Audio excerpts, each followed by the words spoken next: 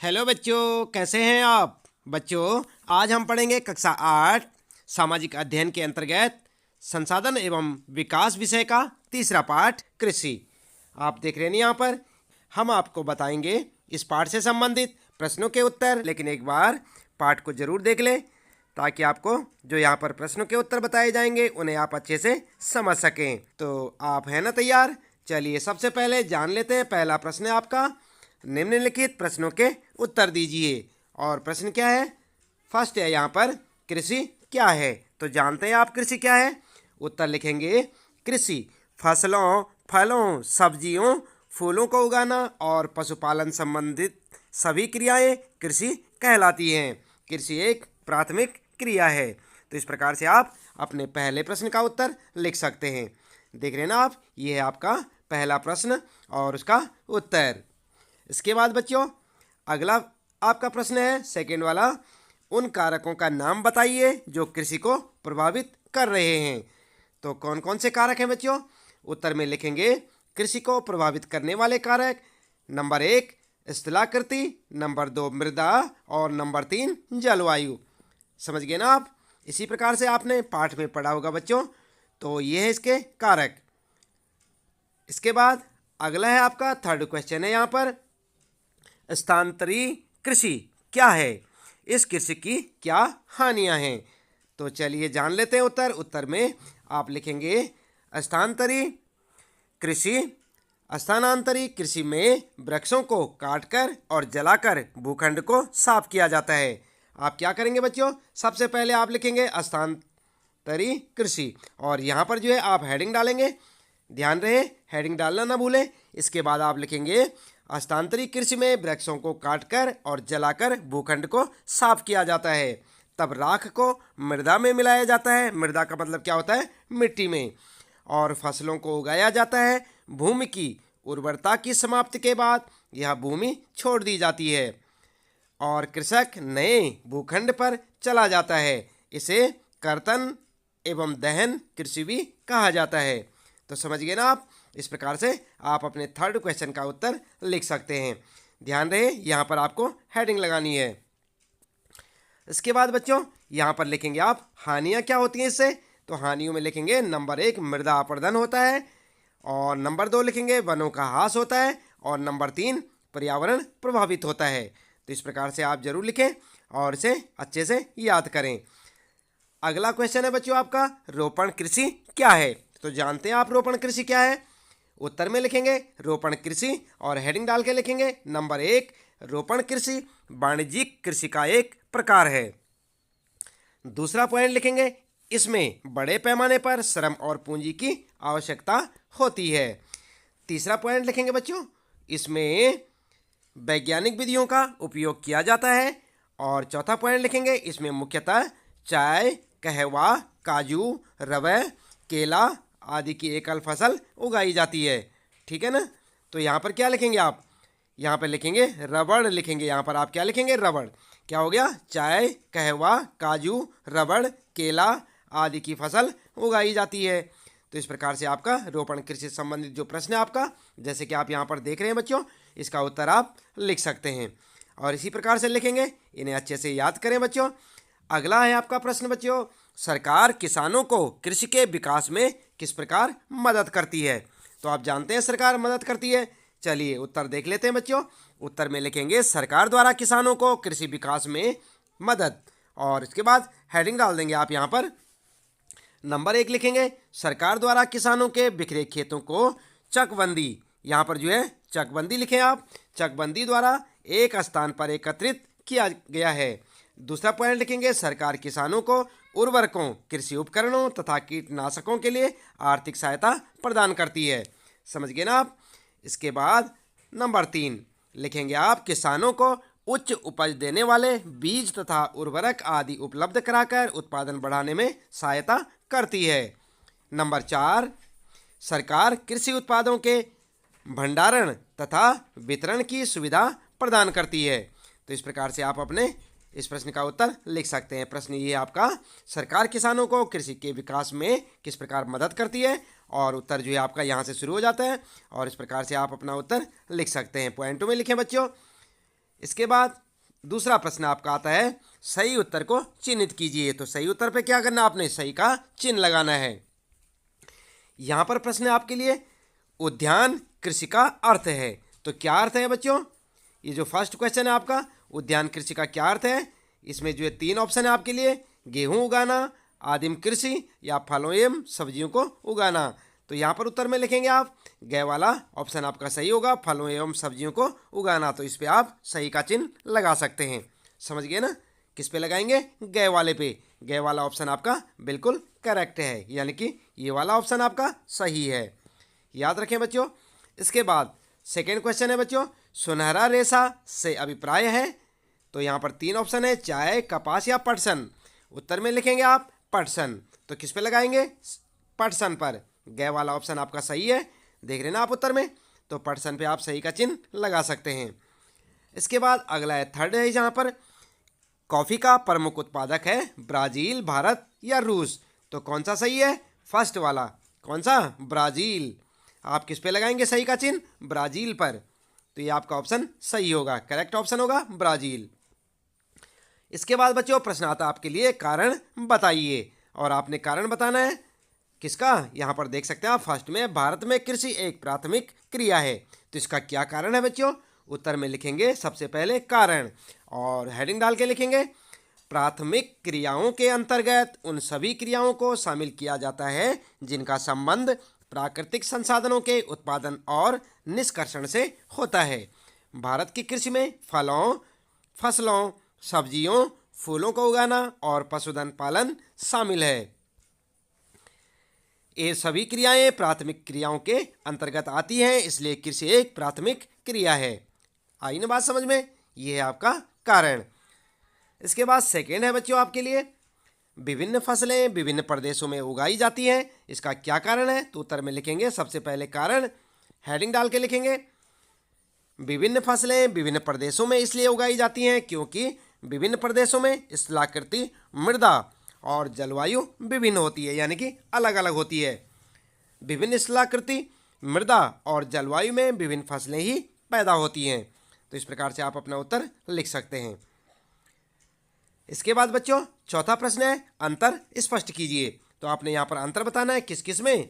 ये 2 क्वेश्चन है आपके लिए, फर्स्ट है प्राथमिक क्रियाएं और तृतीयक क्रियाएं, और सेकेंड वाला है निर्वाह कृषि और गहन कृषि। तो यहाँ पर आप क्या करेंगे, उत्तर लिखेंगे, उत्तर, और फर्स्ट वाले का पहले लिखेंगे। और फर्स्ट में क्या था, प्राथमिक क्रियाएं और तृतीयक क्रियाएं। तो इसमें अंतर क्या है, प्राथमिक क्रियाएं और तृतीयक क्रियाओं में क्या अंतर है। चलिए उत्तर देख लेते हैं। उत्तर में आप लिखेंगे, ऐसे एक टेबल बनाएंगे आप बच्चों, ध्यान दें, ऐसी एक टेबल बनाएं और यहाँ पर लिखें प्राथमिक क्रियाएं, यहाँ पर लिखें तृतीयक क्रियाएं, और दोनों में अंतर बताएंगे। नंबर 1 अंतर, जिन क्रियाओं का संबंध प्राकृतिक संसाधनों के उत्पादन और निष्कर्षण से होता है, और इसमें लिखेंगे जिन क्रियाओं का संबंध प्राथमिक और द्वितीयक क्रियाओं के सेवा कार्यों द्वारा सहयोग प्रदान करना होता है। और सेकेंड वाला अंतर लिखेंगे, कृषि, मत्स्यन, वानिकी और प्राथमिक क्रियाओं के उदाहरण हैं, और यहाँ पर लिखेंगे यातायात, बैंकिंग, स्वास्थ्य, शिक्षा, बीमा आदि तृतीयक क्रियाओं के उदाहरण हैं। दिख रहा है ना आपको। तो इस प्रकार से आप अपना उत्तर लिख सकते हैं। ये हो गया प्राथमिक क्रियाएं और तृतीयक क्रियाओं में अंतर में।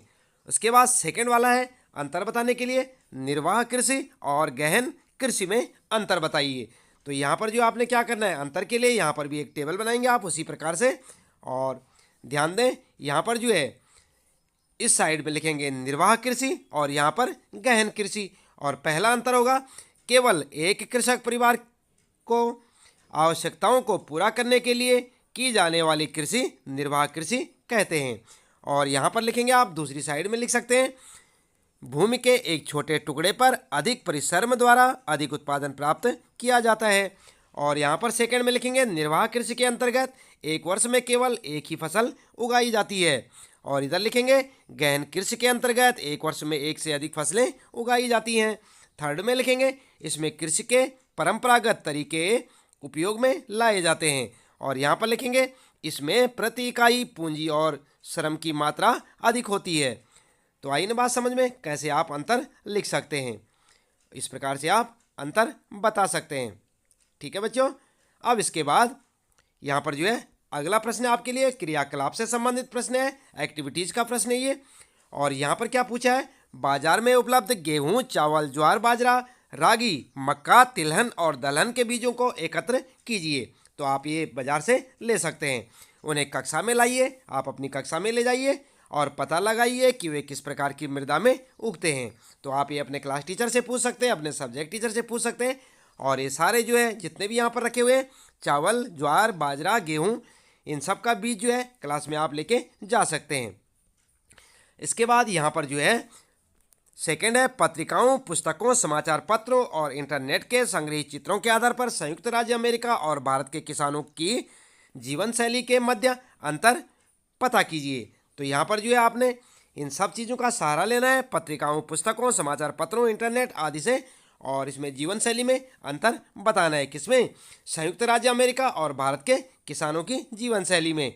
तो चलिए सबसे पहले देख लेते हैं यहाँ पर ये जो मक्का, तिलहन, ज्वार, बाजरा, दलहन आदि बीजों को एकत्र आपने किया था, इन्हें कक्षा में ले जाकर ये किस प्रकार की मिट्टी में उगते हैं, इसका उत्तर देख लेते हैं।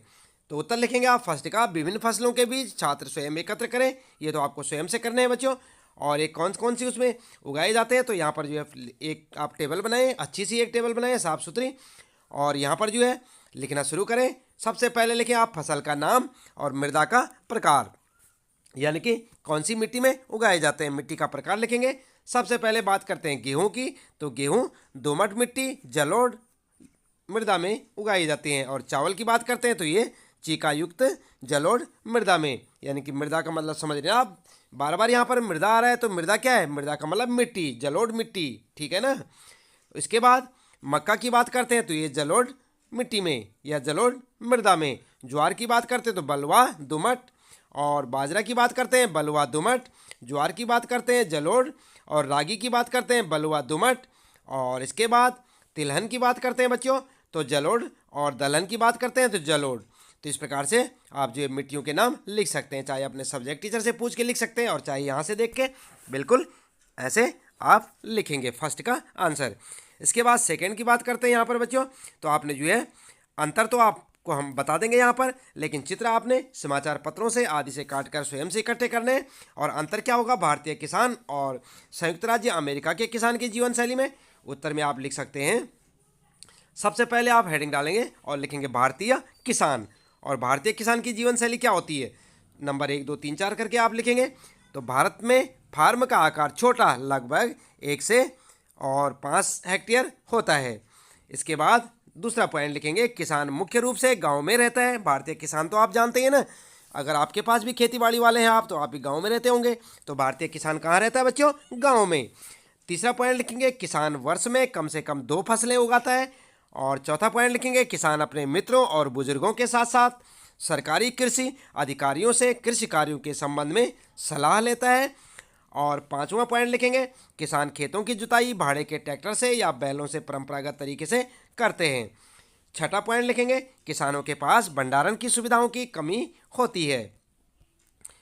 अब बात करते हैं यहाँ पर कि संयुक्त राज्य अमेरिका का जो किसान होता है उसकी जीवन शैली कैसी होती है। तो यहाँ पर आप लिखेंगे, संयुक्त राज्य अमेरिका में फार्म का औसत आकार 250 हेक्टेयर होता है, यानी कि भारत के जो खेत होते हैं इनसे कई गुना बड़ा। इसके बाद दूसरा पॉइंट लिखेंगे, किसान सामान्यतः फार्म में रहता है। तीसरा पॉइंट लिखेंगे, किसान वर्ष में 1 फसल उगाता है। चौथा पॉइंट, किसान उर्वरक कार्यक्रम की योजना बनाने में वैज्ञानिक मदद लेता है। उसका कंप्यूटर उपग्रह से जुड़ा हुआ है जो किसान को उसके खेत की यथार्थ तस्वीर देता है। और इसके बाद पांचवा है, किसान ट्रैक्टरों, बीज बोने की मशीनों, समतलक, संयुक्त हार्वेस्टर और प्रेशर नहीं लिखें, यहाँ पर लिखेंगे आप क्रेशर का उपयोग कृषि संबंधी विविध संक्रियाओं में करता है। और इसके बाद जो है छठा लिखेंगे, अनाज स्वचालित अन्न भंडार में संचित किए जाते हैं अथवा बाजार अभिकरणों यानी कि मार्केट एजेंसियों में भेजे जाते हैं। तो इस प्रकार से आप अपने उत्तर को लिख सकते हैं। किसमें, जो भारतीय किसान, सबसे पहले लिखेंगे आप भारतीय किसान की जीवन शैली, इसके बाद आप लिखेंगे संयुक्त राज्य अमेरिका के किसान की जीवन शैली के बारे में। इसके बाद बच्चों अगला प्रश्न आता है आपके लिए, आओ खेलें। शब्द पहेली को दिए संकेतों की मदद से हल कीजिए। तो आपने देखी थी शब्द पहेली अपनी पाठ्य पुस्तक में, आप देख सकते हैं। और कैसी हो, वर्ग पहेली के उत्तर अंग्रेजी के शब्दों में हैं। और यहाँ पर जो है इस प्रकार से आपके लिए के वर्ग पहेली दी हुई है, आप इसे देख सकते हैं। अपनी पाठ्य पुस्तक में देखें बच्चों, पूरा चित्र आपको दिखाई देगा। यहाँ पर दिख रहा है नहीं, ये है आपका पूरा चित्र। और इसके बाद जो है यहाँ पर आप क्या करेंगे, यहाँ पर जो है आप लिखेंगे, एक टेबल बनाएं आप, और यहाँ पर आप देख सकते हैं बाएं से दाएं, ऊपर से नीचे, फसल जिसे अपवाहित उपजाऊ मृदा मध्यम तापमान पर और तेज धूप की आवश्यकता होती है। तो इस प्रकार से आप इन्हें जो है अपनी नोटबुक में नोट करेंगे। दिख रहा है ना आपको यहाँ पर। तो इस प्रकार से ऊपर से नीचे और बाएं से दाएं के लिए आपको जो संकेत दे रखे हैं वो इस प्रकार से यहाँ पर दिए हुए हैं। आप इन्हें पढ़ें और इन्हें जो है अपनी नोटबुक में नोट करें। इसके बाद इसको हल कैसे करना है, चलिए देख लेते हैं। बाएं से दाएं, तो यहाँ पर जो है बाएं से दाएं में आप लिखेंगे मेज यानी कि मक्का, और ग्रीन रेवोल्यूशन यानी हरित क्रांति, और व्हीट लिखेंगे यहाँ पर गेहूँ, और जो है यहाँ पर निर्वाह कृषि, और इसके बाद डेयरी फार्मिंग, और फिर विटीकल्चर। कैसे लिखेंगे, बाएं से दाएं। आप समझ गए ना, बाएं से दाएं यानी कि बायां कहाँ होता है आपका, यहाँ से और शुरू करके इधर को, ठीक है। और उसके बाद ऊपर से नीचे, तो ऊपर कहाँ, यहाँ से शुरू करके ऐसे नीचे को। तो यहाँ पर लिखेंगे मिलिटेस स्थानांतरित कृषि, एग्रीकल्चर, हॉर्टिकल्चर, कपास, और उसके बाद रोपड़ कृषि, जूट, चावल, और प्राथमिक क्रियाएं या प्राथमिक क्रिया। तो इस प्रकार से आप जो इसका उत्तर लिख सकते हैं, ऊपर से नीचे ऐसे में और बाएं से दाएं। तो बच्चों इसके साथ ही यहाँ पर इस पाठ से संबंधित प्रश्नों के उत्तर आपके समाप्त होते हैं। उम्मीद है कि आपको अच्छे से समझ आए होंगे, और इसी प्रकार लगातार अपने सभी पाठों के प्रश्न उत्तर जानने के लिए लगातार जुड़े रहे हमारे साथ, देखते रहे वीडियो। और यदि अभी तक आपने चैनल को सब्सक्राइब नहीं किया तो चैनल को सब्सक्राइब अवश्य कर दें, बेल आइकन भी दबा दें ताकि आपको आने वाली प्रत्येक वीडियो की नोटिफिकेशन मिलती रहे। तो आज के लिए इतना काफ़ी है बच्चों, मिलते हैं फिर अगली वीडियो में।